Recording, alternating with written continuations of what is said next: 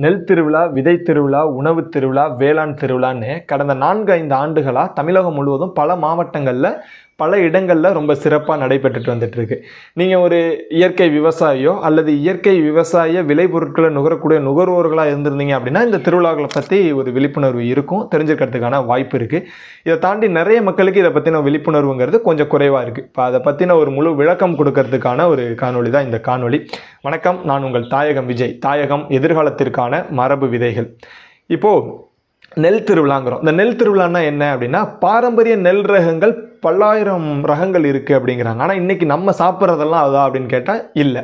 அப்போ பாரம்பரிய நெல் ரகங்களுடைய முக்கியத்துவத்தை மக்கள்கிட்ட கொண்டு போய் சேர்க்கறதுக்காகவும், விவசாயிகள்கிட்ட பாரம்பரிய நெல் ரகங்களை பற்றின ஒரு விழிப்புணர்வு ஏற்படுத்தி அதை தொடர்ச்சியாக பயிர் செய்யறதுக்கான வாய்ப்புகளை ஏற்படுத்துறதுக்காகவும், நுகர்வோர்களுக்கு அது குறித்த ஒரு மருத்துவ குறிப்புகளோடு அதை அவங்க உணவில் எடுத்துக்கும் போது அவங்களுடைய உணவு பழக்க வழக்கங்களை மாற்றிக்கிறதுக்காகவும், அவங்களுடைய அடுத்த தலைமுறைக்கு நஞ்சில்லாத உணவை கொண்டுட்டு போய் சேர்க்கறதுக்காகவும் ஒரு பெரிய அளவில் விழிப்புணர்வு ஏற்படுத்துறதுக்காக உணவு திருவிழாக்கள், அதாவது நெல் திருவிழாக்கள் நிறைய நடைபெற்றுட்டு இருக்கு. அதுக்கடுத்து காய்கறி விதை திருவிழா. விதை திருவிழாக்களில் பாரம்பரிய நெல் ரகங்களுடைய விதைகளும் சரி, காய்கறி ரகங்களுடைய விதைகளும் சரி தாராளமாக இடம்பெறும். என்ன காரணம் பார்த்தீங்கன்னா, விதைகள், இந்த விதைகள்ங்கக்கூடியது தான் நம்மளுடைய ரொம்ப முக்கியமான சொத்து.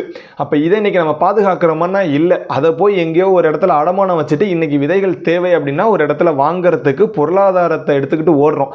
அப்போ அந்த விதைகளை எப்படி பாதுகாக்கணும், அதை எப்படி பயிரிடணும், அதை எப்படி நம்ம அடுத்த தலைமுறை கடத்தணும் அப்படிங்கக்கூடிய விஷயங்களை கொண்டு போய் கடத்துறது மட்டும் இல்லாமல் என்னென்ன ரகங்கள் இருக்குது, எவ்வளவு ரகங்கள் இருக்குது, நம்ம முன்னோர்கள் எவ்வளோ ரகங்களை புழக்கத்தில் வச்சுருந்தாங்க அப்படிங்கிறத எடுத்து சொல்லக்கூடிய விதமாக இந்த விதை திருவிழாக்கள் ஒருங்கிணைக்கப்படுது. உணவு திருவிழாக்கள்.